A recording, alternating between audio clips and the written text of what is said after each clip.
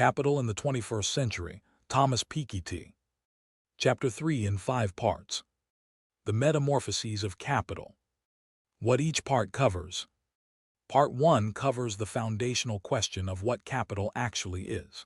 It opens with the Piketty definition, works through slavery as capital, enclosures, the Duke of Westminster and the housing crisis, and introduces the beta ratio.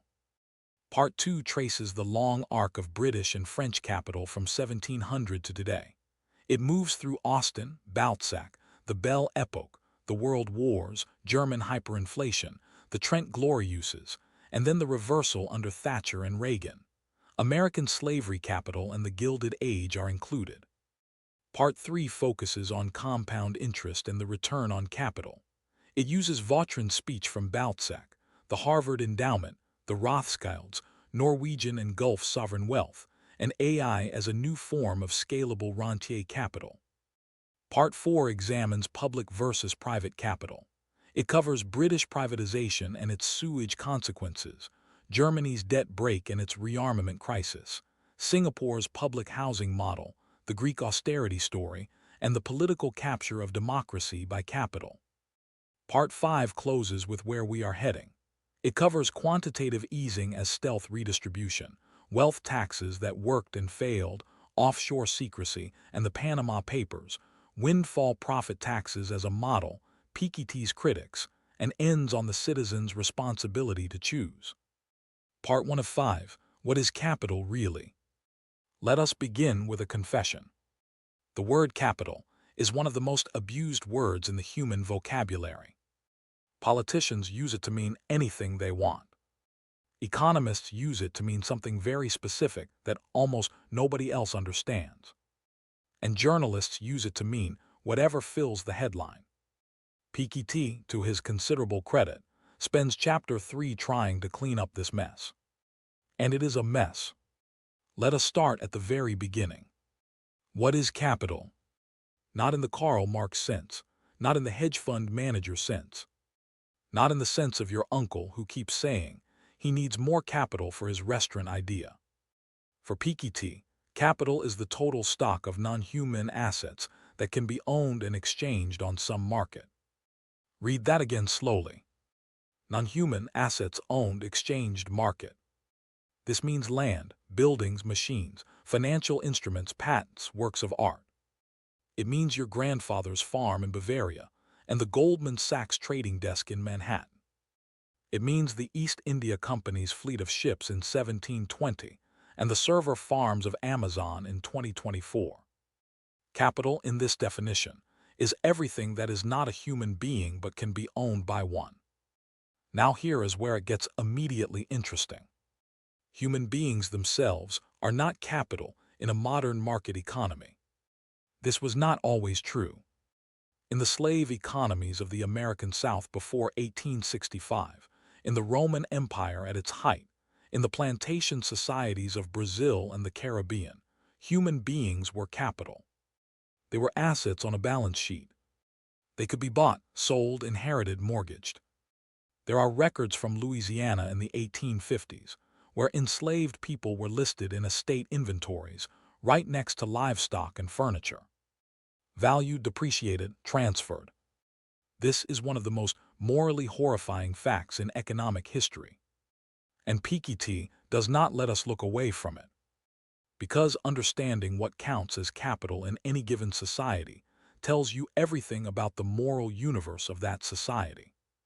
When slavery was abolished, an enormous quantity of what had been counted as capital simply vanished from the books. From the slave owner's perspective, this was a catastrophic destruction of wealth. From any human perspective, it was the most necessary destruction of wealth in history. The United Kingdom actually compensated slave owners for their loss of property when it abolished slavery in 1833. £20 million, a staggering sum, equivalent to roughly 40% of the British government's entire annual budget at the time. The enslaved people received nothing. The British government only finished paying off the bonds issued to fund that compensation in 2015. 2015. Let that sit with you for a moment. British taxpayers were still paying off slavery compensation when Barack Obama was in his second term. Right, so capital has a history, a dark one. Now let us talk about what capital looks like in a modern economy. And here Piketty makes a distinction that is crucial and frequently misunderstood. He separates capital into two broad categories. First, domestic capital. Second, foreign capital. And within domestic capital, he further separates private capital from public capital. Public capital is what the state owns. Roads, schools, hospitals, bridges, state enterprises, government buildings, natural resources held in trust. Private capital is everything owned by private individuals and corporations. This distinction matters enormously. And it matters especially right now, in 2024 and 2025, when governments around the world are arguing about privatization, about whether to sell state assets to reduce debt, about whether private companies should run railways, water systems, prisons. Britain privatized its water companies in 1989. The result, 35 years later, is that those companies are swimming in debt, the rivers are swimming in sewage, and the shareholders have extracted billions in dividends. That is what happens when you convert public capital into private capital without adequate regulation. The capital does not disappear, it just changes hands, and it changes purpose. Let us now think about national wealth. Piketty defines national wealth as the sum of public and private capital owned by residents of a country, including net foreign assets. And he gives us a ratio that becomes the beating heart of the whole book. Beta, the ratio of capital to income. Written as a simple fraction, total capital stock divided by annual national income. If a country has capital worth 600,000 million euros and an annual income of 100,000 million euros, the capital-to-income ratio is 6. Beta equals 6. In common language, the country has 6 years' worth of income sitting as capital stock. Is that a lot? Is it a little? It depends enormously on history. And this is where Piketty becomes genuinely thrilling because he goes back, far back. In Britain and France in the Belle Epoque era, that beautiful and terrible period from roughly 1870 to 1914, the capital-to-income ratio was between 6 and 7. Think about what that means. These were societies where the accumulated wealth of centuries, the country houses, the colonial enterprises, the railway stocks, the government bonds, the farmland, all of it added up to 7 times what the entire economy produced in a year. If you have ever read a Jane Austen novel, you have seen this world. When Mr. Darcy of Pride and Prejudice is described as having 10,000 a year, that income implies capital of somewhere between 200,000 and 300,000 pounds. His capital is what defines him socially. His income from that capital is merely the surface manifestation. And critically, he does not work. He does not need to work. The capital works for him, year after year, whether he gets out of bed or not. This is Piketty's great insight. A high capital-to-income ratio means that the past matters more than the present. What your ancestors accumulated matters more than what you earn today. Inheritance matters more than talent. Position at birth matters more than effort. And here is the thing. After the catastrophe of the First World War, after the Depression, after the Second World War, after decades of high taxation and destruction and inflation and nationalization, that ratio collapsed. By 1950, by 1960, the capital-to-income ratio in Britain and France had fallen to roughly 2 or 3. The world of Mr. Darcy was gone. The old families were selling off the country houses because they could no longer afford the heating bills. And then slowly, inexorably, it started climbing back up. From the 1970s onward, through Thatcher and Reagan, through the privatization wave, through the financialization of everything, through the property boom, through quantitative easing after 2008. By 2010, by 2015, The ratio was back up near 5 or 6 in several major economies. The world of Mr. Darcy is staging a comeback, just without the charming countryside and with considerably worse weather. Let us pause on that thought. We said capital is not just financial instruments. It includes land, and land is where this story gets its oldest, murkiest, most contested roots. For most of human history, almost all wealth was land. If you owned land in medieval Europe, you were wealthy. If you did not, you worked for someone who did, and you handed over a portion of everything you produced. This arrangement is called feudalism, and it was the dominant economic system for most of European history. The lord owned the land, the peasant farmed it, the lord took a cut. Sometimes a large cut, sometimes most of it.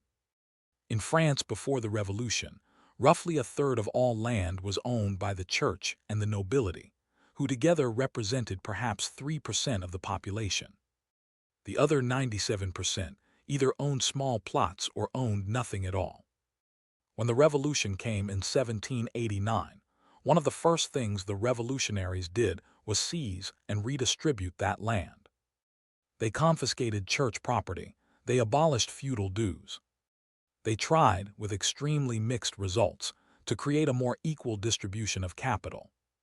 And for a while, in the early 19th century, France was actually more equal in land ownership than England, where enclosures had concentrated land into fewer and fewer hands over the previous century. The English enclosure movement is one of the great forgotten economic crimes. Common land that village communities had farmed for generations, land that was not anyone's private property but was used by everyone, was progressively fenced off, enclosed, and privatized. The people who had farmed that land were left with nothing. They flooded into the cities. They became the industrial working class, and the landowners became even richer. This is not ancient history. This is the origin story of modern capitalism, and it is directly relevant to understanding the capital stock that Piketty is measuring. Because that land, those estates, those enclosures, they did not vanish. They were inherited, generation after generation. And in many cases, the family still owned them. Consider this. Half of all the privately owned land in England and Wales is owned by less than 1% of the population. Less than 1%. The Duke of Westminster owns approximately 10,000 acres of prime real estate in London and roughly 90,000 acres elsewhere. He inherited it. He did not earn it in any meaningful sense of that word. His family received the land as a gift from King Charles II in the 17th century. A gift from a king centuries ago. And it is now worth approximately £9 billion. That is what a high capital-to-income ratio looks like in practice. That is what we mean when we say the past devours the present. Now let us bring this fully into the 21st century. Because the composition of capital has changed dramatically. Land and agricultural property, which dominated capital stocks in 1700, now represent a much smaller share in wealthy countries. What has grown is housing capital, financial capital, and intangible capital. Housing. If you want to understand modern inequality, understand housing. In Britain, in Germany, in France, in Australia, in Canada, housing has accounted for an enormous share of the rise in private wealth since 1970. A house in London that cost £30,000 in 1975 might be worth £1,200,000 today. The person who owned it did essentially nothing. They lived in it, they heated it, maybe they put in a new kitchen. And they became millionaires.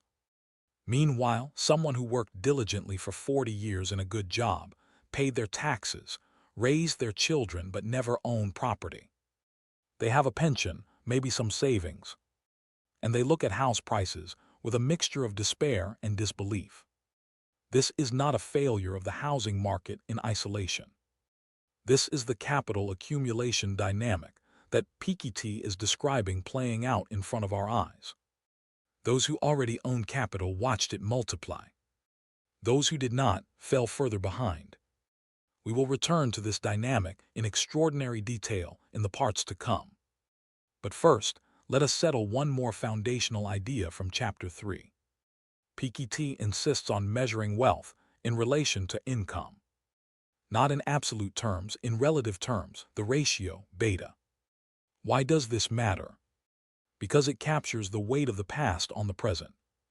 If you live in a society where beta equals 2, then the total accumulated wealth is only 2 years of income. Capital exists, but it does not dominate. What you earn this year, what you produce, what you create, that matters more than what was accumulated before you were born.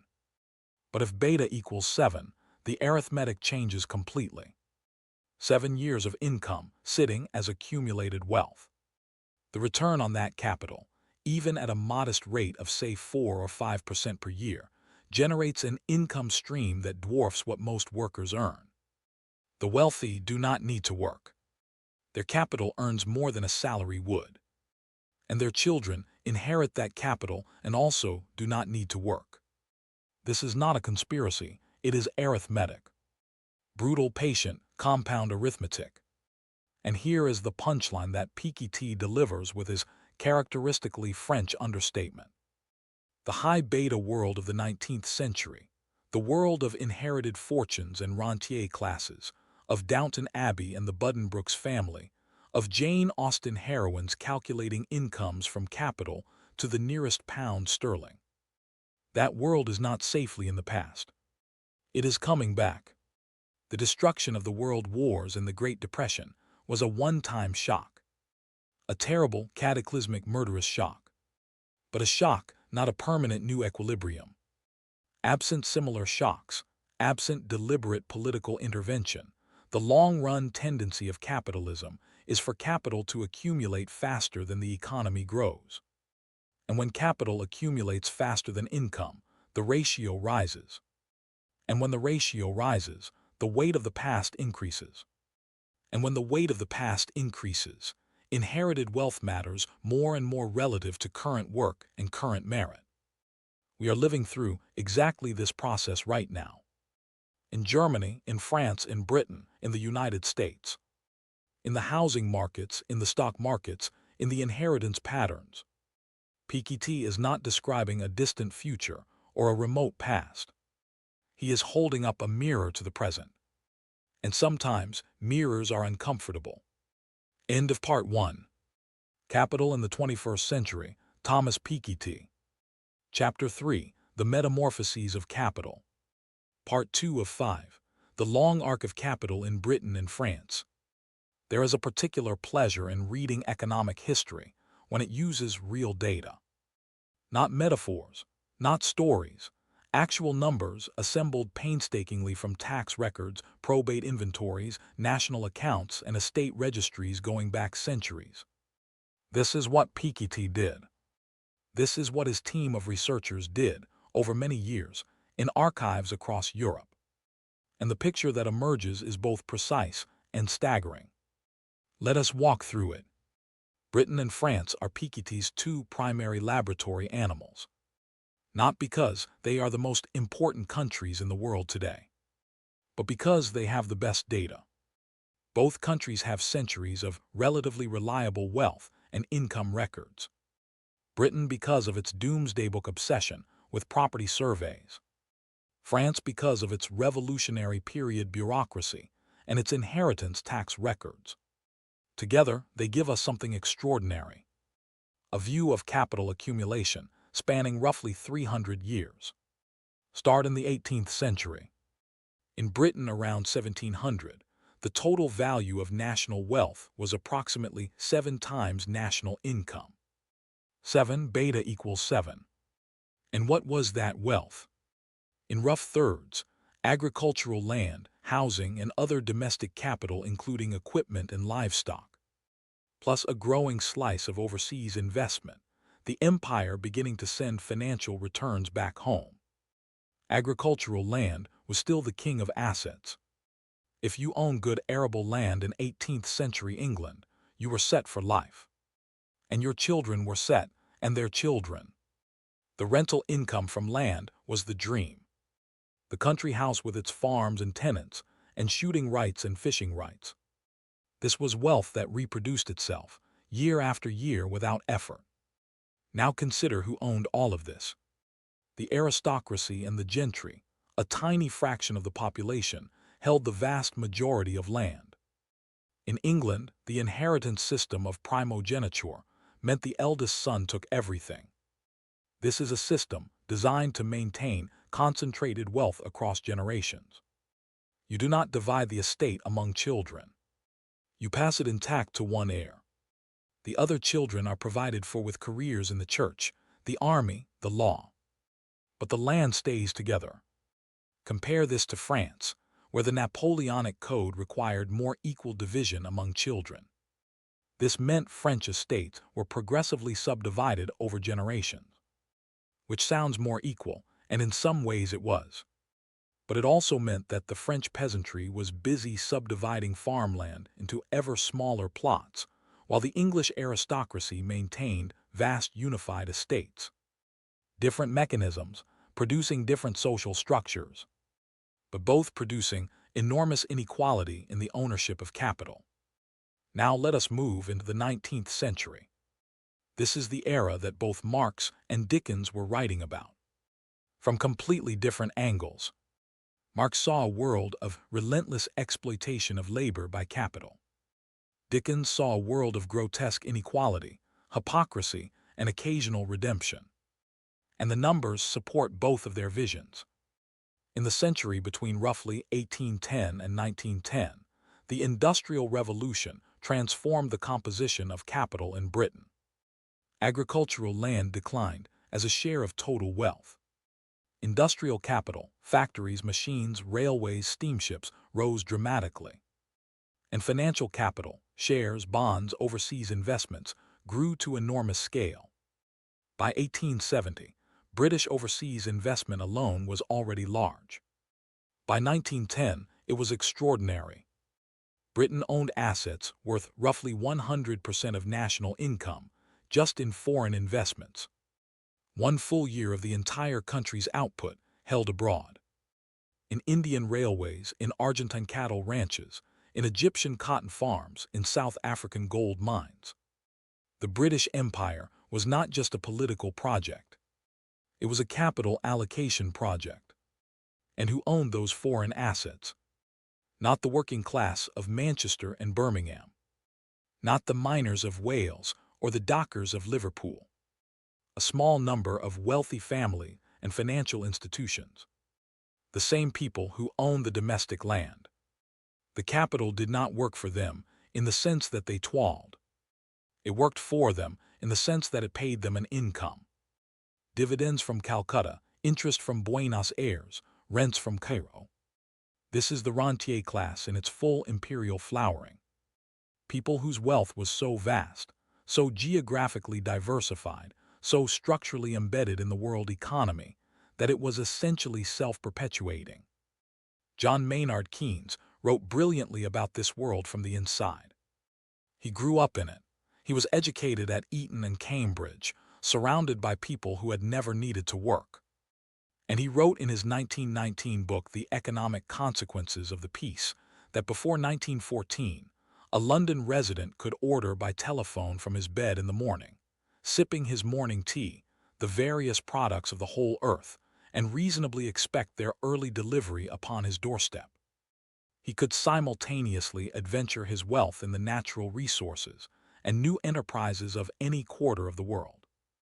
This was the world of maximum capital, of beta at its historical peak, of a global economy organized to deliver returns to those who already possessed wealth. And then, August 1914. The First World War destroyed enormous physical capital. Cities, infrastructure, farmland. But more than physical destruction, it destroyed the financial structures that had maintained the rentier world. Inflation eroded the real value of bonds. Taxation rose dramatically to fund the war and stayed elevated after it. Nationalization of various industries. Then the Great Depression, which wiped out financial values. Then the Second World War, which destroyed more physical capital and brought even higher taxes, and rent controls that compressed returns on housing. Piketty describes this as the Great Compression. From roughly 1914 to 1950, the capital-to-income ratio fell from around 7 to around 2 or 3. This was not the result of a single policy.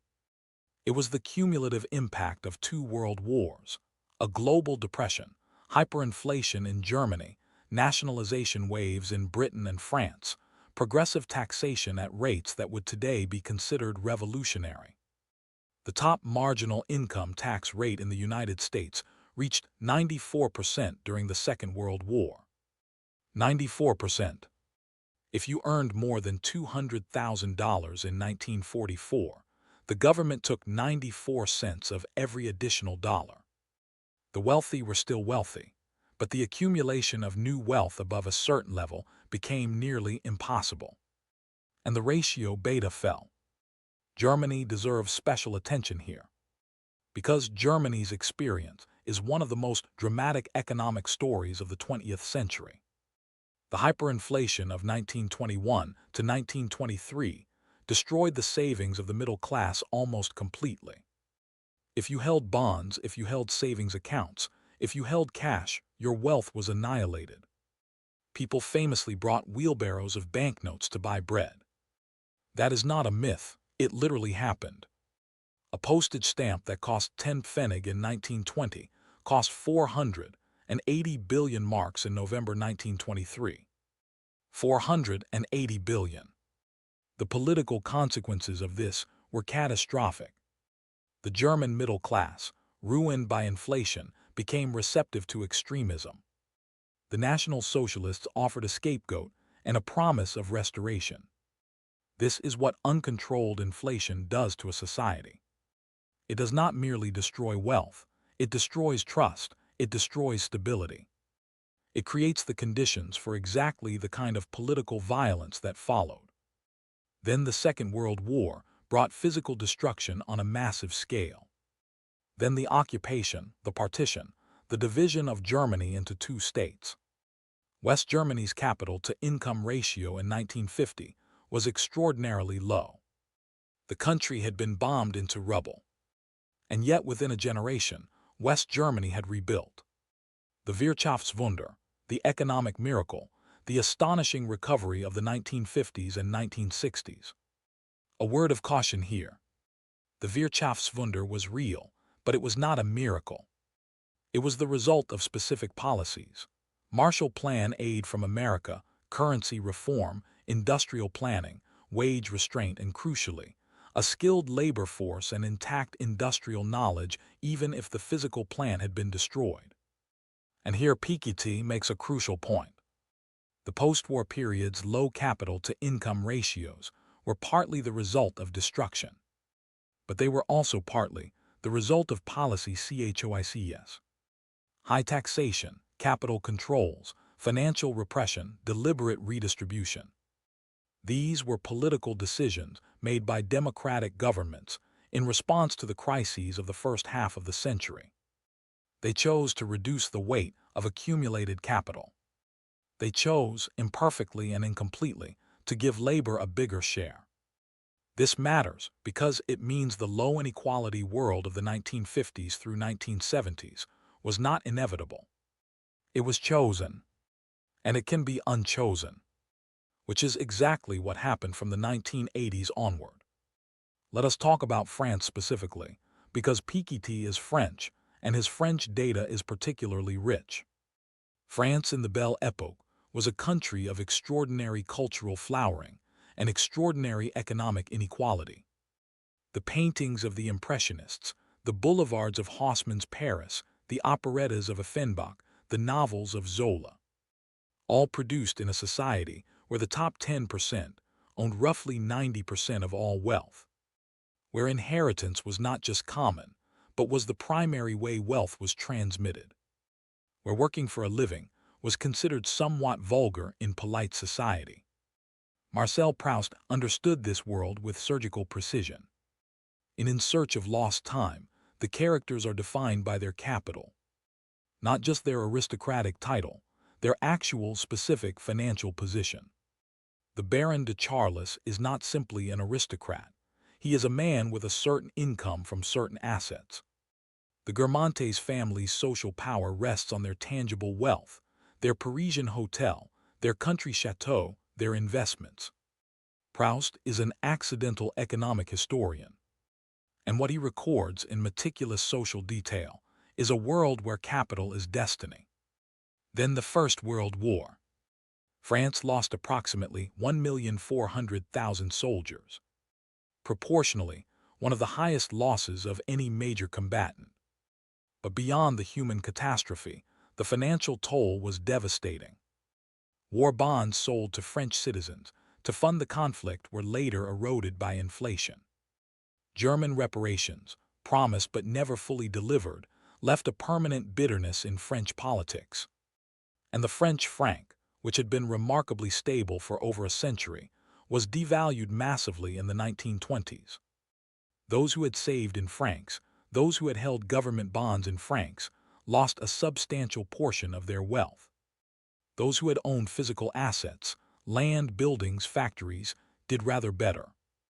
Because inflation destroys financial wealth, but not necessarily physical wealth. This is a lesson repeated so many times in history that you would think we had learned it. We have not. After the Second World War, France went further than Britain in nationalization. Major banks, insurance companies, coal mines, the automobile manufacturer Renault, electricity and gas utilities. All nationalized, all brought into public ownership. The French state became one of the largest capital owners in Western Europe. Public capital rose dramatically as a share of national wealth. Private capital fell in relative importance. And here is something that almost nobody talks about. In the 1950s and 1960s, the French economy grew at extraordinary speed. The Trente Glorieuses, the 30 glorious years from 1945 to 1975. GDP per person growing at roughly 5% per year. Real wages doubling and then doubling again. The working class achieving access to consumer goods, to holidays, to home ownership, that would have been unimaginable to their grandparents. Was this despite the nationalization and redistribution? Or was it because of it? Economists still argue about this. But Piketty's data suggests something important. The period of maximum growth, maximum equality, and maximum public investment in infrastructure and education all coincide. They are not accidents sharing a time period. They may be consequences of each other. A society where workers have purchasing power buys things. When people buy things, companies invest in production. When companies invest in production, the economy grows. When the economy grows, there are more resources for public investment. When there is public investment in education and health and infrastructure, productivity rises. This is a virtuous circle. And deliberately breaking it, which is what neoliberal policy from the 1980s onward did, has consequences. Let us look at those consequences directly. From approximately 1980, a series of political and policy changes began to shift the capital-to-income ratio back upward in most wealthy countries. First, privatization. Thatcher sold British Gas, British Telecom, British Airways, British Steel, British Rail. Whole sectors of the economy that had been public capital became private capital. Sometimes, as with British Telecom, the privatization led to genuine innovation and efficiency. Sometimes, as with the water companies or the railways, it led to chronic underinvestment, extractive dividends, and deteriorating service. The capital did not disappear, but its purpose changed. From delivering public services to delivering private returns. Second, tax cuts for capital income. In the United States, the top marginal income tax rate was cut from 70% to 28% under Reagan. Capital gains taxes were cut, inheritance taxes were weakened. These changes made it much easier for existing wealth to reproduce and accumulate. Third, deregulation of financial markets. This allowed the financial sector to expand dramatically. New instruments, new leverage, new ways of generating paper wealth. The financial sector in the United States grew from roughly 4% of GDP in 1950 to over 8% by 2010. Much of what the financial sector produces is not new wealth. It is a transfer of existing wealth, with a commission taken on the way through. Fourth, property markets. The combination of tax breaks for home ownership, restricted planning permission that limited new housing supply, and cheap credit created a housing price boom across most of the wealthy world. Those who owned property before the boom saw their capital multiply. Those who did not found themselves priced out. These four forces together, privatization, capital-friendly taxation, financial deregulation, and property booms, drove beta upward. From roughly 2 or 3 in 1970 to 5 or 6 by 2010. The return journey to the Belle Epoque, made not by war or revolution, but by a series of policy choices, by political decisions made by elected governments, which means they could have been made differently. One more historical detour before we close this part. The United States. America is a peculiar case in Piketty's analysis. Because the United States in the 19th century had a lower capital-to-income ratio than Britain or France. Why? New land, abundant resources, high wages. When land is plentiful, it is cheap. When labor is scarce, workers command higher wages. When workers earn more, capital accumulates more slowly relative to income. The American frontier, for all its romanticism, was also an economic safety valve. If you were poor in New York or Boston, you could theoretically head west. You could not do that in France. But America also had slavery. And the capital value of enslaved people in the American South before 1865 was enormous. Estimates suggest that the total value of enslaved people in the United States on the eve of the Civil War was approximately $3 billion. At a time when the federal government's annual budget was about $80 million. That is roughly 35 to 40 years of federal spending, held as human capital in human bodies. The Civil War destroyed this form of capital. The 13th Amendment made it constitutionally impossible. This was, from a purely accounting perspective, the largest single destruction of private wealth in American history, which is why the Southern planter class never truly forgave it. After the Civil War, American capital grew rapidly with industrialization. The Gilded Age of the 1880s and 1890s produced concentrations of wealth that shocked even contemporary observers. Rockefeller, Carnegie, Morgan, Vanderbilt. Fortunes so vast that they required entirely new legal structures, the trust, the holding company to manage. And they produced, in turn, an enormous political reaction. The Progressive Era, antitrust legislation, the federal income tax introduced in 1913, the direct election of senators, the first serious regulation of financial markets. America's 20th century is, in this sense, a story of repeatedly accumulating vast private capital, then responding with some form of political redistribution, then allowing capital to accumulate again. Each cycle perhaps a little less complete than the last. Each redistribution perhaps a little shallower. Each accumulation perhaps reaching a little higher. And where are we now in that cycle? In 2024, the three wealthiest Americans, Elon Musk, Jeff Bezos, and Mark Zuckerberg, hold combined wealth of roughly $500 billion. The bottom half of the American population, roughly 160 million people, hold combined wealth of approximately the same amount. 3 people equal 160 million people. The mathematics of extreme capital accumulation laid bare. And yet, and this is crucial, these 3 men did not simply inherit wealth and sit on it. They built companies. They created products and services that hundreds of millions of people use. Does this make the concentration acceptable? Does merit justify the magnitude? Piketty would say, maybe at first, but what about the second generation? And the third? And what about the market structures that allowed such concentration to occur? The tax codes that allowed it to accumulate?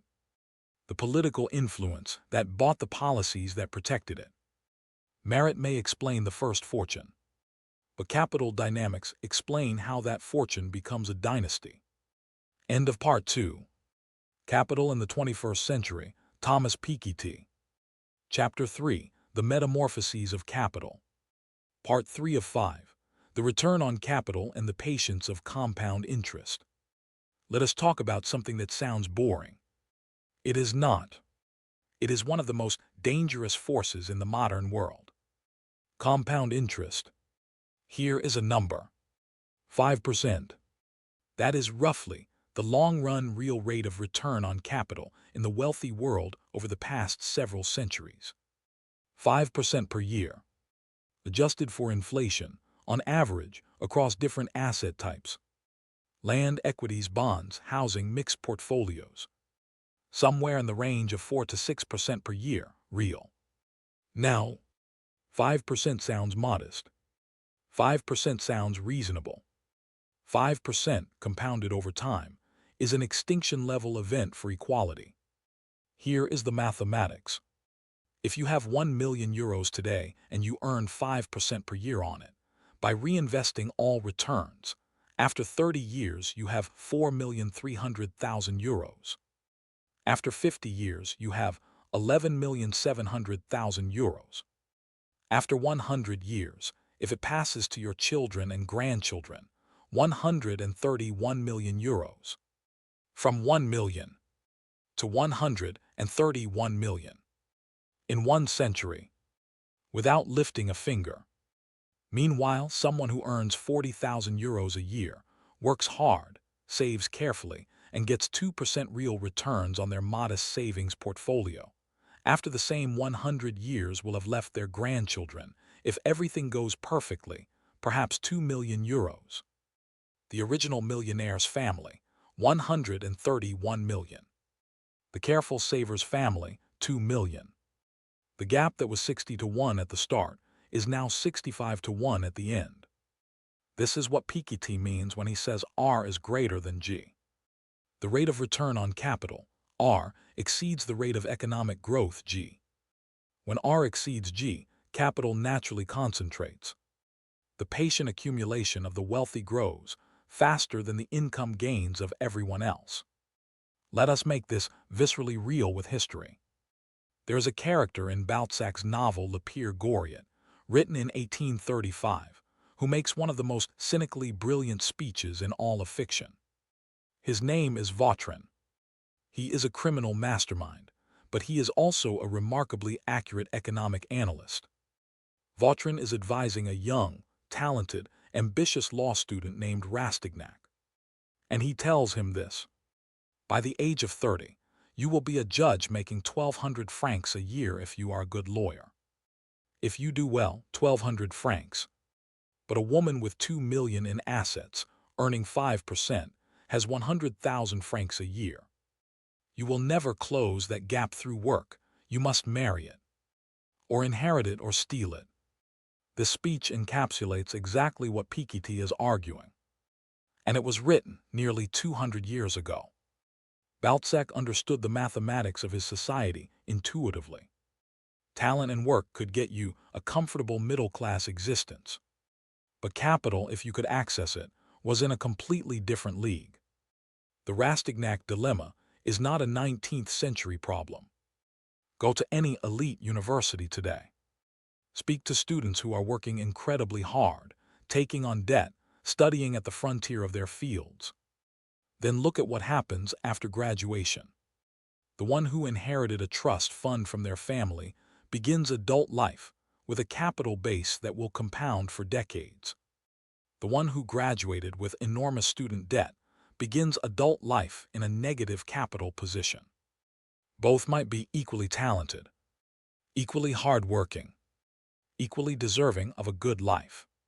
But their trajectories diverge immediately because of capital. And this divergence is accelerating. Let us talk about returns more carefully, because Piketty makes an important point that often gets lost. The rate of return on capital is not uniform. It varies enormously with the size of the wealth. If you have 10,000 euros in a savings account, your real return might be close to zero, or negative after inflation. If you have 100,000 euros, you can afford a diversified portfolio of index funds. You might earn 4 or 5%. If you have 10 million euros, you can access private equity, hedge funds, direct real estate investment. Your return might be 6 or 7%.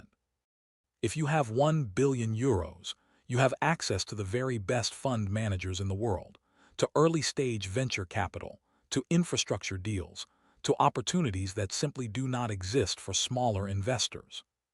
Your return might be 8 or 10%. Piketty points to the Harvard University endowment as evidence. Harvard has an endowment of roughly $50 billion. Over the past 30 years, its average real annual return has been approximately 8 to 9%. Not 5%, 8 to 9%. How? The best investment managers in the world, attracted by prestige and scale. Access to a liquid investment that small investors cannot touch. A time horizon of literally forever, because Harvard is not planning to close.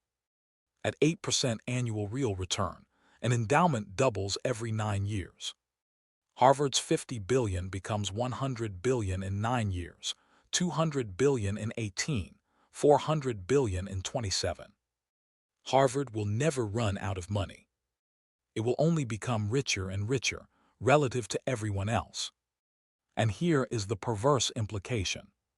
Because wealthy individuals can hire the kind of talent that Harvard employs, the very wealthy can also access returns that ordinary savers cannot. This means the rate of return on capital is not merely higher than economic growth. It is progressively higher for those with more capital. The larger your wealth, the faster it grows relative to everything else. This is not a moral argument yet, it is just arithmetic. But the arithmetic has moral consequences. Let us look at sovereign wealth funds, because they are a fascinating modern experiment in state-owned capital. Norway has the government pension fund Global, built from North Sea oil revenues. It is the largest sovereign wealth fund in the world, holding roughly 1.8 trillion US dollars. This fund owns small shares in roughly 9,000 companies worldwide. It owns approximately 1.5% of all publicly listed companies in Europe. Every Norwegian citizen is, in a sense, a co-owner of a tiny slice of Mercedes-Benz and LVMH and Nestlé and Samsung. The fund earns roughly 4 to 5% per year in real terms. That income goes back into the fund and into the Norwegian public budget. Norway is an experiment in collectivizing capital returns. Instead of allowing oil revenues to flow to private owners, Norway made them public. And now every Norwegian child is born into a society with an enormous capital endowment working for them. Compare this to the United Kingdom. Britain also had North Sea oil, substantial North Sea oil. In the 1980s, under Thatcher, that oil revenue was used to fund tax cuts and to paper over the social costs of deindustrialization. Not saved, not invested in a public endowment. Spent. Norway now has $1.8 trillion in the bank. Britain has approximately zero from its oil revenues. These are the long-run consequences of different political choices about capital. The Gulf states are another example. Saudi Arabia, the UAE, Kuwait. These countries took oil revenues and built sovereign wealth funds of varying sophistication. But with a crucial difference from Norway. These are not democracies. The capital is controlled by royal families and small elites, not by citizens.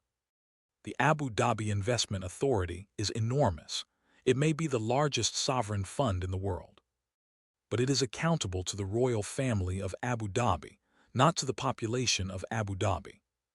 Capital without democratic accountability reproduces the old monarchical model of concentrated ownership, just with better infrastructure and air conditioning.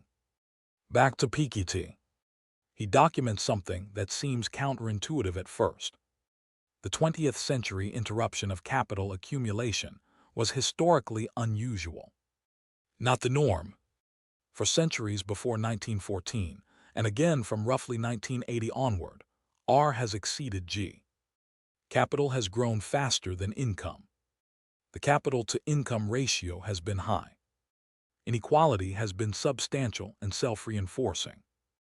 The mid-20th century, with its relatively compressed inequality and growing welfare states, was the exception. The product of extraordinary historical shocks and deliberate political choices. Not the natural equilibrium of capitalism, its opposite. This is deeply important to understand. When people say the solution to inequality is just more growth, they are missing the point. Growth helps everyone absolutely, but it does not necessarily reduce inequality. Because if R exceeds G, the wealthy benefit more from growth, proportionally, than workers do. Their capital grows faster than the overall economy. You cannot grow your way out of structural capital accumulation. You need either massive shocks or deliberate redistribution. And if you oppose redistribution, you had better hope the shocks do not come. Because historically, the shocks have been wars. Let us get more specific about what types of capital are rising in the 21st century. Piketty breaks down the composition of private wealth in France across recent decades, and the picture is illuminating. In 1970, French private wealth was roughly 3.5 times national income. Financial assets and housing each accounted for roughly half. By 2010, French private wealth had risen to nearly 6 times national income. And the distribution had changed. Housing had grown dramatically as a share of total wealth. The great housing bull market. Why had housing grown so much? Partly demographics, more people wanting urban housing. Partly financialization, low interest rates making mortgages cheap and property attractive as investment. Partly planning restrictions that limited supply. And partly the withdrawal of the state from social housing provision, which meant more people competed in the private market. The consequences of this are playing out right now, in 2025, across every major city in the wealthy world. In Berlin, rents doubled over a decade while wages rose modestly. In London, a nurse or a teacher cannot afford to live in the city where they work. In Sydney and Melbourne, house prices reach 12 or 13 times median annual income. In Munich, a city with strong wage growth by German standards, young professionals routinely commute from cities an hour away because they cannot afford to live nearby. This is not a housing problem, this is a capital problem. Housing has become the primary vehicle for capital accumulation for the middle class. And when housing becomes capital rather than shelter, its price follows capital dynamics, not housing need dynamics. The result is a society bifurcated between those who own housing and those who do not, where the ownership divide roughly corresponds to the age divide, because younger people could not buy before the price explosion, and where geography plays a huge role, because prices are hyper-concentrated in productive cities. A remarkable irony. The generation of parents who voted for Thatcher and Reagan, who dismantled social housing, who cut planning regulations or refused to build enough homes, have seen their own homes multiply enormously in value. And their children cannot afford to buy in the cities where the good jobs are. A political choice made in the 1980s is still reshaping family structures and geographic mobility in the 2020s.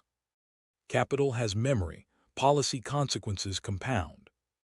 Let us talk about intangible capital, because this is where the 21st century diverges most sharply from all of Piketty's historical data. Intangible capital, intellectual property, software, brand value, data, proprietary algorithms, network effects. Google's most valuable asset is not its server farms. It is its search algorithm and the data it has accumulated. Apple's most valuable asset is not its factories. Many of those are in Taiwan, owned by TSMC. Apple's most valuable asset is its ecosystem, its software, its brand loyalty, its developer network. These assets do not appear straightforwardly in traditional capital accounts. How do you value an algorithm? How do you depreciate a brand? National accountants are still wrestling with this. And it means that official capital-to-income ratios may actually understate true capital concentration in the technology age. Because intangible capital has a peculiar property. Physical capital is rivalrous. If I use this factory, you cannot use it simultaneously. Land is rivalrous. I cannot farm the same field as you at the same time. But a software algorithm can be deployed at essentially zero marginal cost to an additional user. This means intangible capital can generate enormous returns at very low ongoing cost. And those returns accrue to whoever owns the intellectual property. Consider this. Spotify employs roughly 10,000 people. It serves over 600 million users. The ratio of value created per employee is staggering. But the value generated does not primarily flow to the 10,000 employees. It flows to the shareholders, and primarily to those who own shares in the early stages, the venture capitalists and founders. The same story at Google, at Meta, at Microsoft, at Amazon. Enormous value created, modest employment relative to reach. Returns concentrated at the top of the ownership structure. This is a new form of the rentier economy. Not the Duke of Westminster collecting rent from London real estate, but Jeff Bezos collecting returns from algorithms and logistics networks and cloud computing infrastructure. Different asset, same principle. Capital generates returns. Those returns accrue to capital owners. Capital concentrates. A brief digression on something Piketty barely covers, but which has become enormously relevant. Artificial intelligence. If software created a new form of scalable intangible capital, AI threatens to create something even more radical. Capital that can perform cognitive tasks, that can substitute for a much wider range of human labor than previous technology. The standard economic story about technology is that it destroys some jobs and creates new ones. The loom destroyed hand weavers but created factory jobs and eventually engineering jobs. Each wave of automation eventually created more employment than it destroyed. This was true because the new technology still required human intelligence, creativity, coordination. But what happens when the technology begins to supply the cognitive capabilities that were previously uniquely human? We do not know the answer yet, genuinely. Economists disagree violently about this. But it raises a Piketty-shaped question.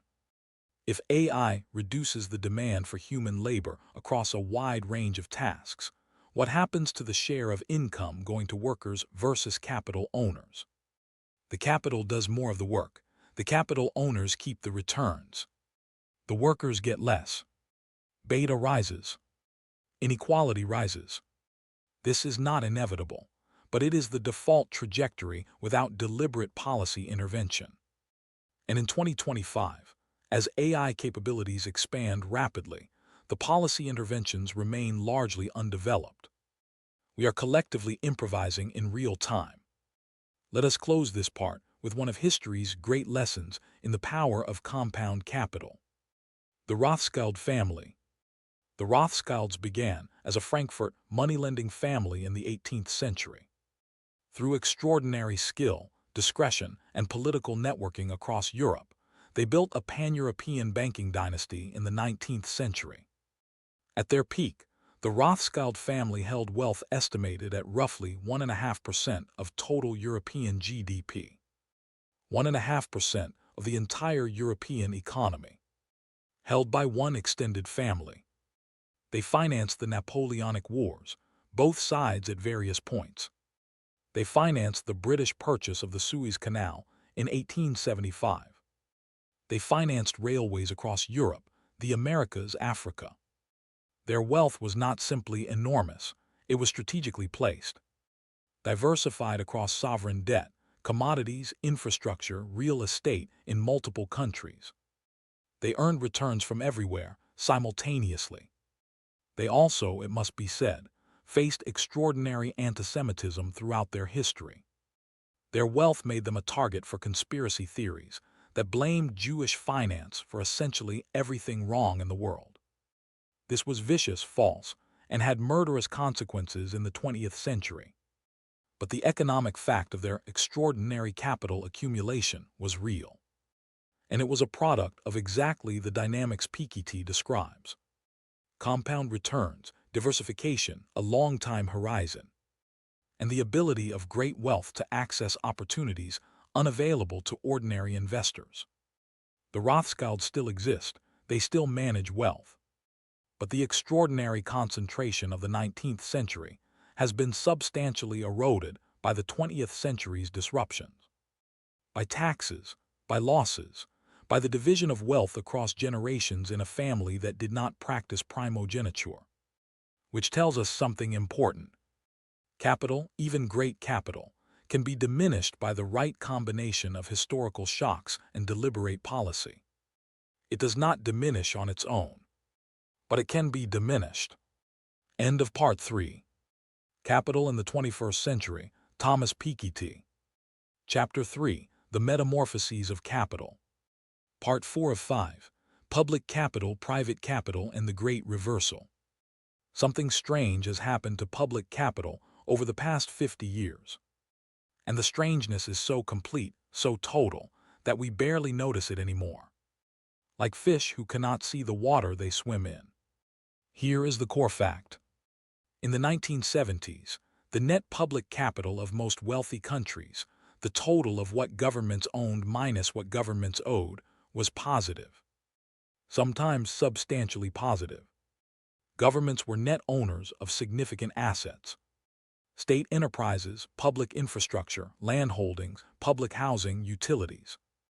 The British government owned the coal industry, the steel industry, the telecommunications network, the gas supply, the electricity grid, the water system, the national airline, significant swathes of housing, and much more.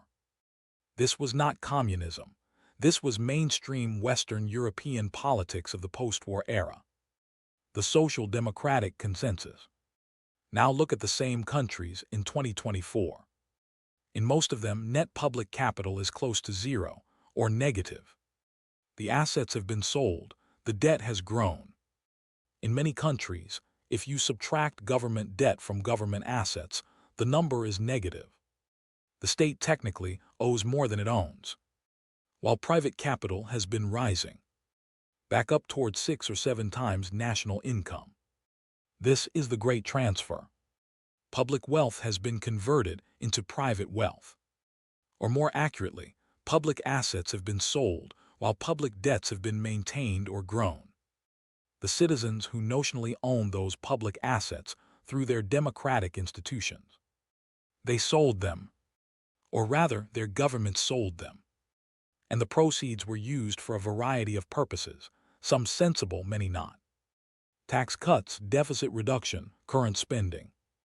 Very rarely, new investment in better public assets. Consider Germany. Germany has the Schuldenbremse, the debt brake, a constitutional amendment from 2009 that limits structural government borrowing to approximately 0.35% of GDP. This sounds prudent, fiscally responsible. It has meant that Germany's infrastructure has been chronically underinvested for 15 years. Bridges, digital infrastructure, railways, schools, military equipment. In 2024, the Bundeswehr, the German military, could reportedly deploy only a handful of operational combat aircraft on any given day. The railway network, once the envy of Europe, was suffering record delays. Public capital was deteriorating, while the debt brake prevented the investment needed to renew it. Then came Russia's invasion of Ukraine in 2022, and Germany suddenly needed to rearm and also invest in energy independence after decades of gas dependency on Russia. and also invest in digital infrastructure, and also build the infrastructure for an electric vehicle transition. All simultaneously, the debt brake was partially suspended, but the ideological commitment to it remained strong in German political culture, because the memory of the Weimar hyperinflation runs deep. The fear of debt is encoded in the German political psyche. This is a tragic irony that Piketty would recognize immediately. The fear of one historical catastrophe, the inflation of 1923, led to policies that created a different kind of capital failure. Underinvestment in public capital, deteriorating infrastructure. The appropriate response to both kinds of failure, excessive private accumulation and insufficient public investment, is deliberate management of the capital stock, not dogmatic rules that prevent adaptation to circumstances. Let us talk about what happened to public capital in Britain in more detail, because the British case is perhaps the most dramatic. Thatcher came to power in 1979 with a set of beliefs that were, in economic terms, coherent. Government was inefficient, markets were efficient. The private sector would do better than the public sector. Discipline and competition would improve services. These beliefs were not entirely wrong. Some nationalized industries were inefficient. Some public sector management was self-serving and resistant to change. But the ideology ran ahead of the evidence. The presumption became that everything in the public sector was inefficient and everything in the private sector was better. And so the privatizations came. Gas, telecommunications, electricity, water, steel, airlines, railways, even prisons and hospitals and schools in various forms. The financial argument for privatization was that it raised revenue for the government. And in the short term it did. But you can only sell an asset once. After you have sold the water company, you no longer receive the income from the water company. Instead, you pay the water company's shareholders every time you pay your water bill. And the shareholders extracted those returns aggressively. British water companies paid out approximately £2.5 billion in dividends in 2023, while simultaneously carrying enormous debt, and while releasing record amounts of untreated sewage into rivers and coastal waters. This is the classic result of privatizing a natural monopoly without adequate regulation. Water is not a competitive market. You cannot choose your water company. You pay what they charge, or you do not get water. This gives the water company enormous pricing power. And in the absence of strong regulation, they use that power to maximize shareholder returns, not to invest in infrastructure. The same dynamic played out in railways. British train fares are among the highest in Europe relative to income. The service is widely regarded as poor by European standards.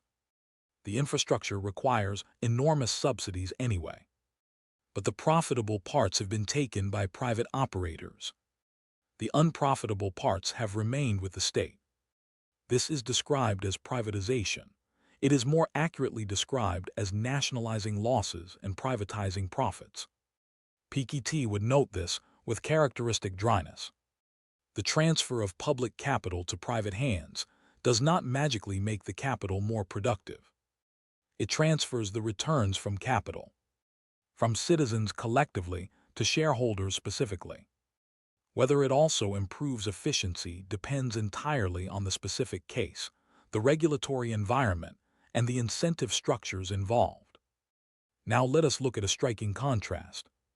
Singapore. Singapore is a city-state with approximately 6 million people. It is also one of the wealthiest places on Earth, with GDP per capita comparable to or higher than the United States. And Singapore has an enormous, active public capital sector.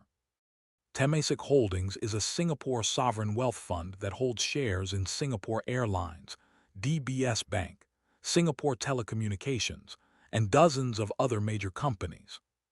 The government of Singapore Investment Corporation manages foreign reserves.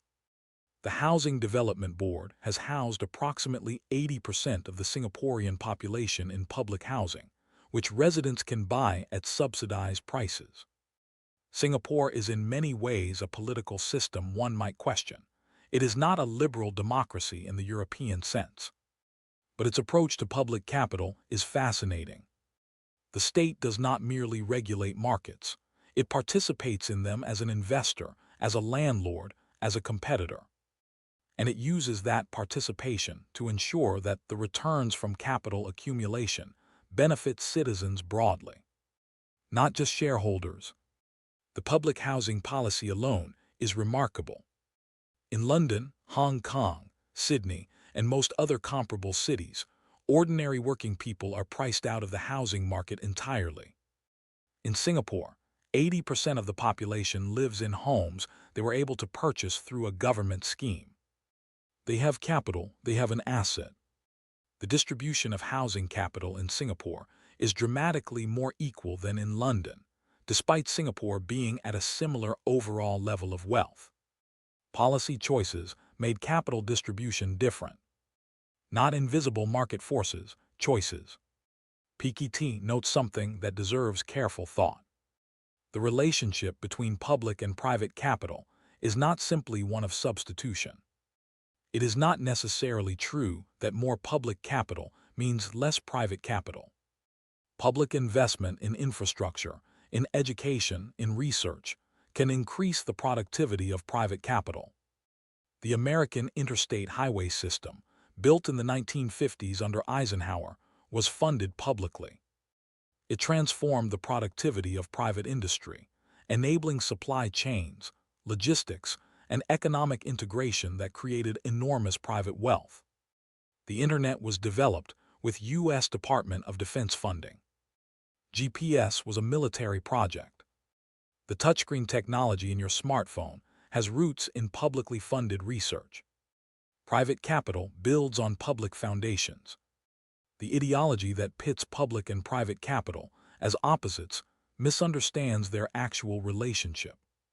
Let us now consider the experience of Southern Europe. Italy, Greece, Spain, Portugal. These countries experienced the financial crisis of 2008 to 2012 differently from Germany or France. Because they had weaker fiscal positions, higher public debt, and because they were in the Eurozone, they could not devalue their currency. The response imposed by the European Commission, the European Central Bank, and the International Monetary Fund was austerity. Cut public spending, raise taxes, balance the budget. The theory was that by demonstrating fiscal discipline, these countries would regain the confidence of bond markets, their borrowing costs would fall, and growth would resume. What happened instead? Public capital was destroyed or sold. Greek state assets were sold at distressed prices, ports, airports, real estate. Greek public sector wages were cut by 30 to 40%. The Greek healthcare system deteriorated dramatically. Unemployment in Greece and Spain reached 25% at the peak of the crisis. Youth unemployment exceeded 50% in both countries. A generation of young people emigrated. Spanish and Greek graduates, who should have been building careers in their home countries, were working in London, Berlin, Amsterdam. Not because they chose to, because the austerity policies had destroyed the economic conditions they needed. This is the brutal human cost of public capital deterioration. When governments cannot invest, when they cut services, when they sell assets to meet debt obligations, it is not an abstract accounting exercise. It is young people emigrating. It is hospitals closing. It is public infrastructure crumbling. And paradoxically, austerity often makes the debt ratio worse. Because cutting government spending reduces GDP, which reduces tax revenues, which makes the deficit harder to close. The IMF later admitted that it had significantly underestimated this effect in its advice to Greece. That is a remarkably rare admission for a major international institution. The Greek crisis also revealed something about who holds the private capital on the other side of public debt. Greek government bonds were held primarily by French and German banks. When Greece was in trouble, it was partly French and German banks that were in trouble. The bailout packages, which were described as rescues of Greece, were in substantial part rescues of French and German banks. They were given time to reduce their exposure to Greek debt before any restructuring occurred. The Greeks bore the social costs of the adjustment. The French and German banks were protected from the full financial costs. This is not a conspiracy. It is how debt dynamics work when private capital and public finance interact across borders. But it does tell you something about who benefits from particular arrangements. Let us bring this firmly into the present. In 2025, several major economies are wrestling with rising public debt against a backdrop of enormous private wealth accumulation. The United States has national debt of approximately $37 trillion.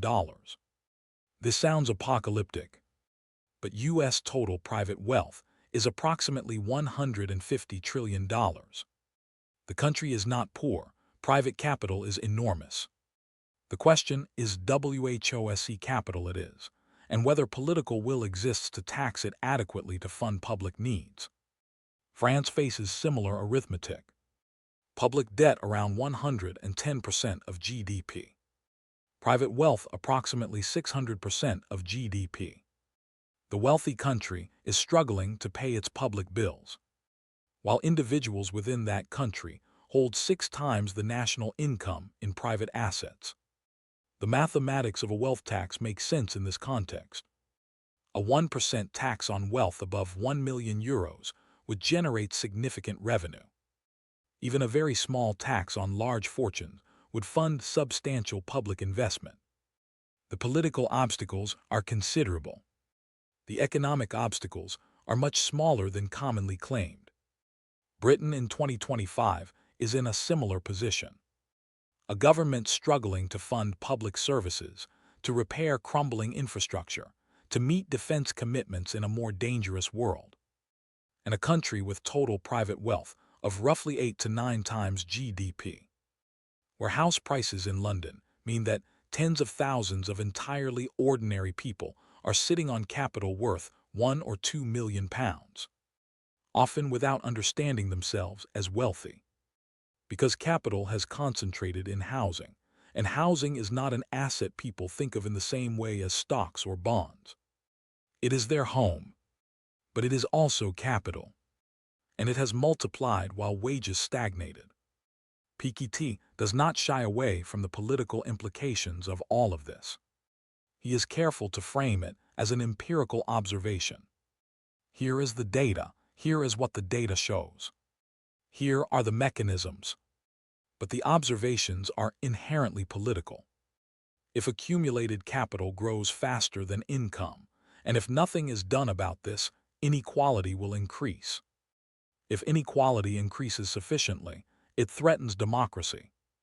Because money buys political influence. And political influence shapes the rules that govern capital. And those rules further favor capital. The circle closes. This is not just theoretical. In the United States, political science research has repeatedly found that the preferences of wealthy individuals correlate much more strongly with actual policy outcomes than the preferences of ordinary citizens. Martin Gilens at Princeton and Benjamin Page at Northwestern published a landmark study in 2014 showing that when the preferences of economic elites conflicted with those of average Americans, the policies adopted reflected elite preferences far more often. In a country that calls itself a democracy, the Supreme Court's Citizens United decision in 2010 removed many restrictions on political spending by corporations and wealthy individuals. Since then, the sums flowing into American politics have risen dramatically. Billionaires fund think tanks that produce research supporting low capital taxes. They fund political campaigns for candidates who oppose wealth taxes. They fund media organizations that frame public debt as the primary economic threat, rather than private wealth concentration. Not because they are villains, but because their economic interests are served by these policies, and they have the capital to pursue those interests effectively. This is the endgame that Piketty fears.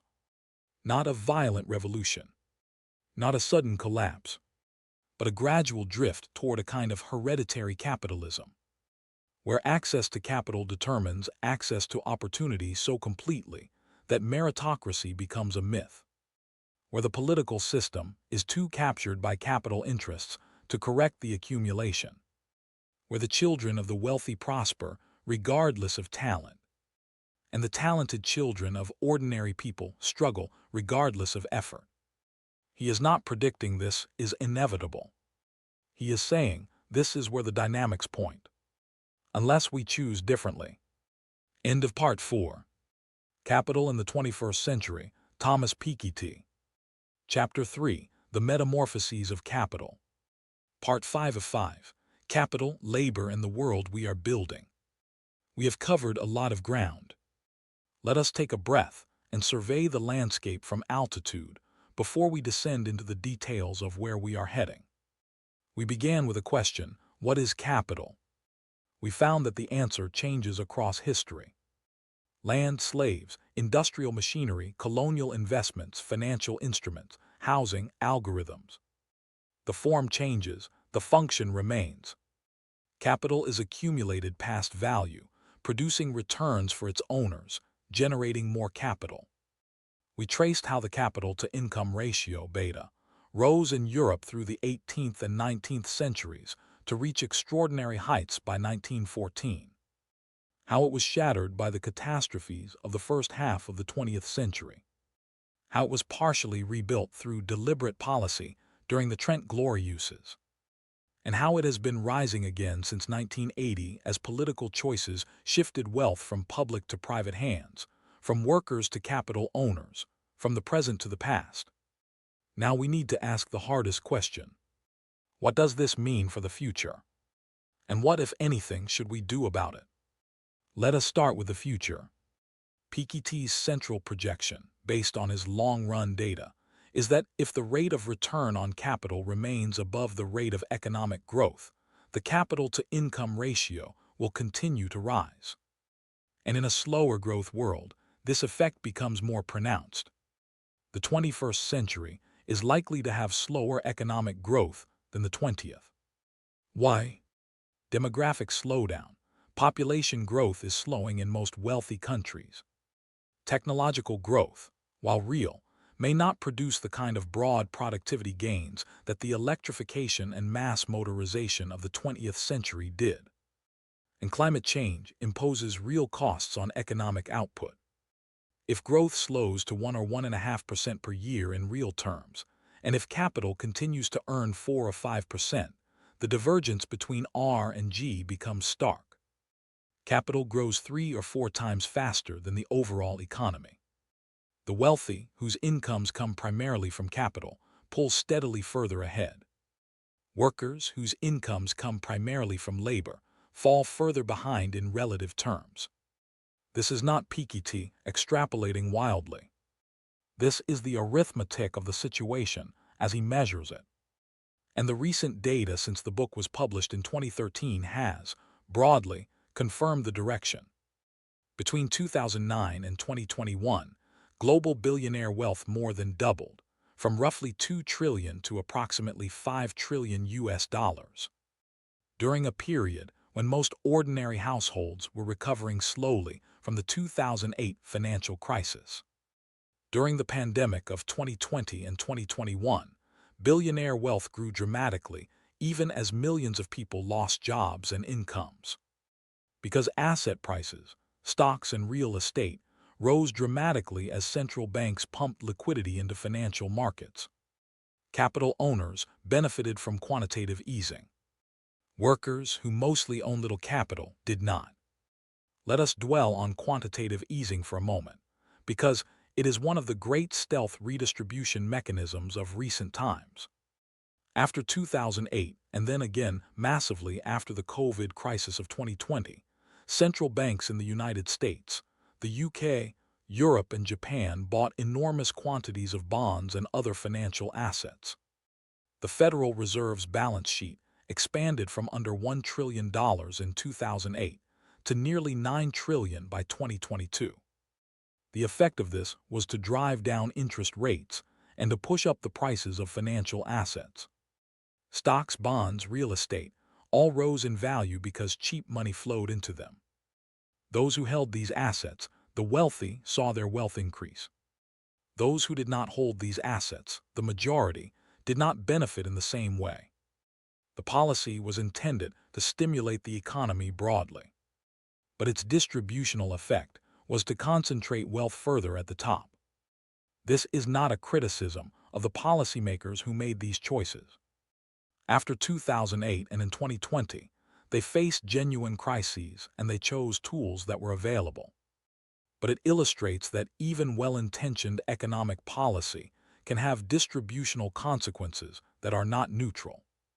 All policy affects different groups differently. The pretense that monetary policy is a purely technical matter with no distributional politics is simply wrong. Now let us talk about what countries have tried in terms of responses to capital concentration. The wealth tax. Several European countries have tried annual wealth taxes at various points. France had the Impôt de solidarité sur la fortune, the ISF, from 1981 to 2017. Sweden had a wealth tax until 2007. Germany had one until 1997. The standard critique is that wealth taxes cause capital flight. The wealthy move their money offshore or emigrate, and the tax raises less than expected while harming economic dynamism. There is some truth to this critique. The French ISF was widely gamed. Certain assets, works of art, forestry holdings, business assets below certain thresholds were exempt. The tax drove some genuine emigration. But the critique is also overstated. The mobility of capital, while real, is often slower and more difficult than ideological opponents of wealth taxes suggest. Land cannot move. Buildings cannot move. Most businesses are deeply embedded in local economies and difficult to relocate. And international cooperation on tax matters, while insufficient, has been growing. The OECD Minimum Corporate Tax Agreement of 2021 was a genuinely significant step. It established a global minimum corporate tax rate of 15%, making it harder to shelter profits in zero-tax jurisdictions. Not enough, not even close to enough, but a precedent for international tax cooperation that would have seemed impossible a decade earlier. In 2024 and 2025, discussions of a global billionaire minimum tax gained unexpected momentum. Brazil, holding the G20 presidency, pushed the idea. The French government supported it. Even some U.S. Democratic senators introduced legislation along these lines. The proposal, a minimum effective tax rate of 2% on wealth above $1 billion. 2% sounds trivial, it is not. 2% on $5 trillion of billionaire wealth globally would raise $100 billion per year. Every year. That is more than the total official development assistance flowing from wealthy countries to developing ones. The political obstacles remain enormous. The United States has not agreed. Several small countries with large financial sectors, Switzerland, Luxembourg, Singapore, resist.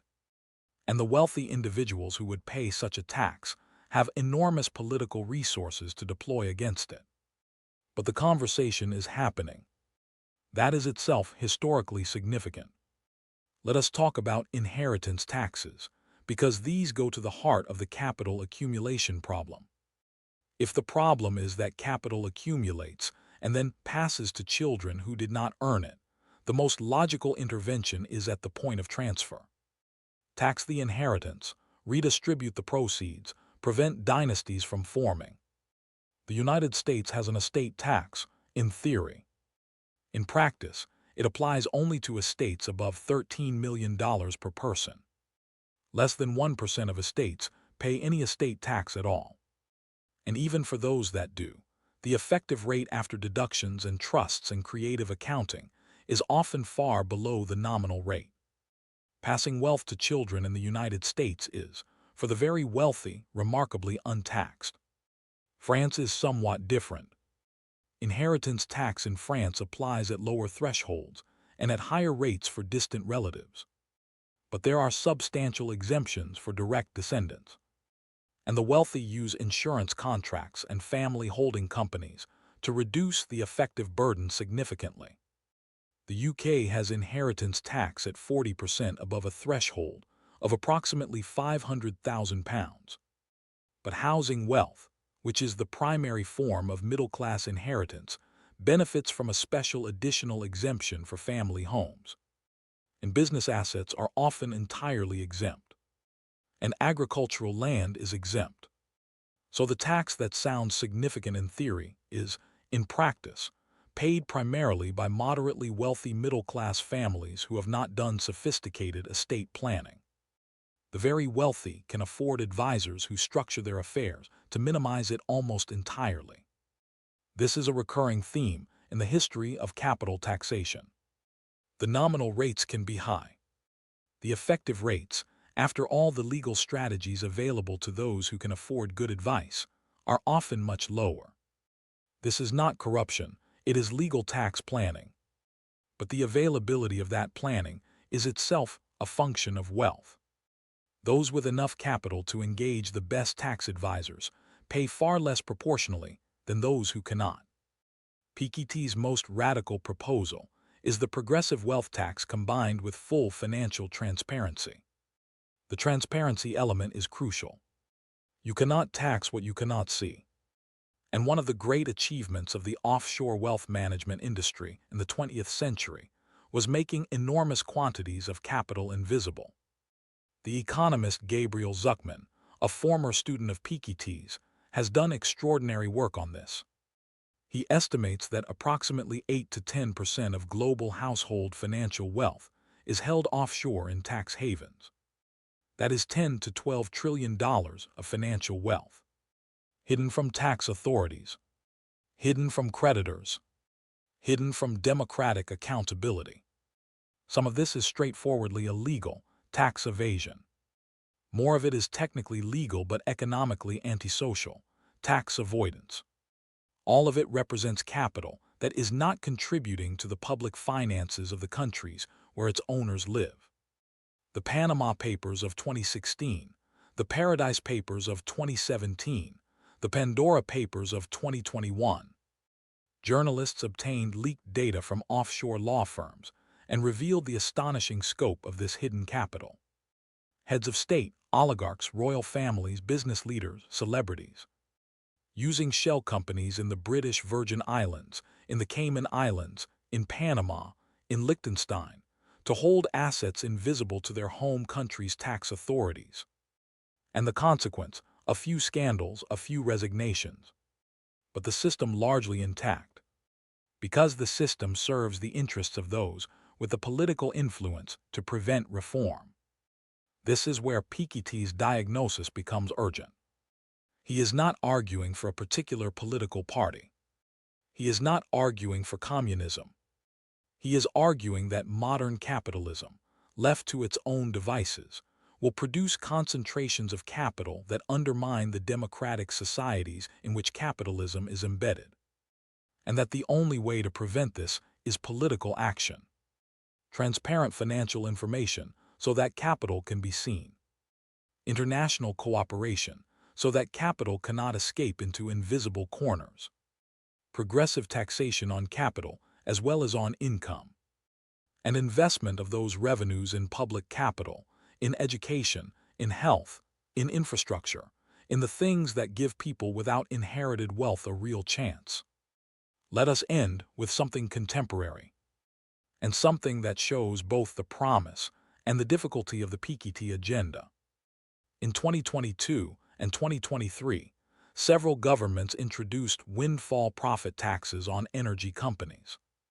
After Russia's invasion of Ukraine sent gas and oil prices soaring, energy companies were making extraordinary profits.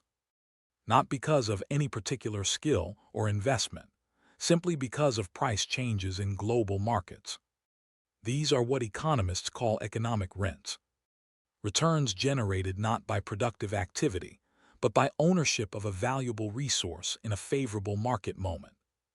Britain taxed them, Italy taxed them, several other European countries taxed them. The revenues were used to fund household energy support during the cost of living crisis. This is exactly the kind of policy Piketty would endorse. Tax windfall capital returns. Use the revenues for public purposes. The mechanism is clear. The politics, it turns out, are also manageable when the windfall is visible and the public need is obvious. But energy companies are visible. Their profits are reported. Offshore trusts and shell companies are not. Real estate portfolios are harder to value and tax than gas company revenues. The ease or difficulty of capital taxation depends enormously on visibility, which is why Piketty places such emphasis on financial transparency as a precondition for everything else. Let us also speak honestly about the limits of Piketty's framework. His critics make several points worth taking seriously. First, the definition of capital. Some economists argue that lumping together land, housing, financial assets, and industrial machinery obscures important differences. The return on a productive factory is different in kind from the return on a London flat that appreciates because of planning restrictions. One creates value through production. The other captures value through scarcity and location. This distinction matters for policy. Taxing productive capital investment and taxing economic rent from land or restricted housing supply are different things. You might want to do more of the latter and less of the former. Second, the malleability of beta. Some economists argue that if you tax capital, the overall capital stock falls, not just inequality. Workers might be harmed if there is less investment in productive capital. This is theoretically possible. It is an empirical question how large the effect actually is.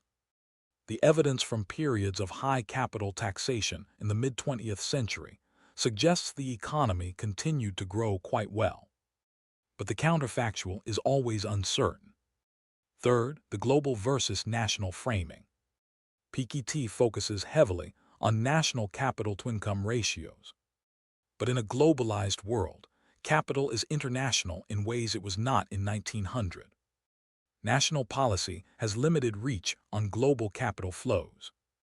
This is a real constraint, which is why international cooperation is so central to his policy prescriptions.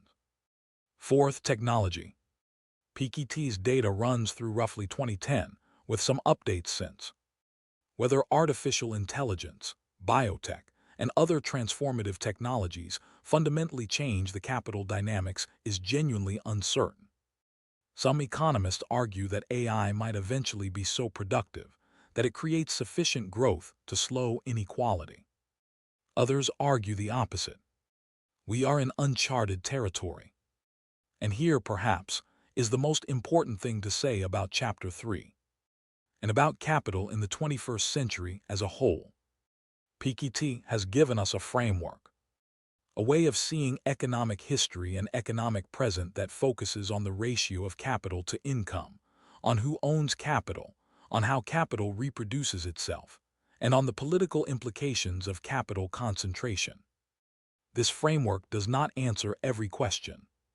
It does not tell us exactly what policies to adopt in 2025, when the economic context is different from 1910 or 1960. But it asks the right questions. And asking the right questions is, in economics as in life, most of the work. The right questions are, who owns the capital? How did they come to own it? What does the ownership of capital mean for the distribution of income and opportunity? What does democracy require of us in response to capital concentration? These are not abstract questions. They are answered every time a government sets a tax rate, every time a parliament decides whether to build public housing or rely on private developers, every time a central bank decides how to respond to a financial crisis, every time voters choose between parties, with different views on redistribution. We are all making choices about capital all the time, often without being aware that these are choices, often without understanding the long-run consequences. Piketty's book is, among many other things, an argument for awareness, for understanding what the dynamics of capital accumulation are, for choosing our society's arrangements with knowledge rather than ignorance. He quotes Rousseau somewhere in the book, that social institutions should be judged by whether they serve the greatest number, that inequality is not natural, it is the product of laws and institutions, and laws and institutions can be changed. That is a remarkably optimistic message, buried under all that data, under all those graphs of wealth concentration, under all the historical evidence of capital's power and persistence. The message is, this is the result of choices. And choices can be different. Whether we make them differently is, as always, a political question. And political questions are answered not by economists, but by citizens, by you. Let us close with a thought from a source Piketty does not cite. Benjamin Franklin, when asked after the 1787 American Constitutional Convention what form of government had been created, is reported to have said, "A republic if you can keep it." A similar response might be appropriate to the challenge Piketty poses. A society where capital serves the common good and not just its owners. If you can keep it. If you can build it in the first place. If you can choose it. That is Chapter 3. The Metamorphoses of Capital. In 5 parts, we have followed capital from the feudal estates of medieval France to the server farms of Silicon Valley, from the slave plantations of Louisiana to the sovereign wealth funds of Norway, from the Belle Epoque rentiers of Paris to the tech billionaires of the 21st century. The form changes. The arithmetic does not. Capital accumulates, returns compound, wealth concentrates, unless we decide otherwise. End of Chapter 3.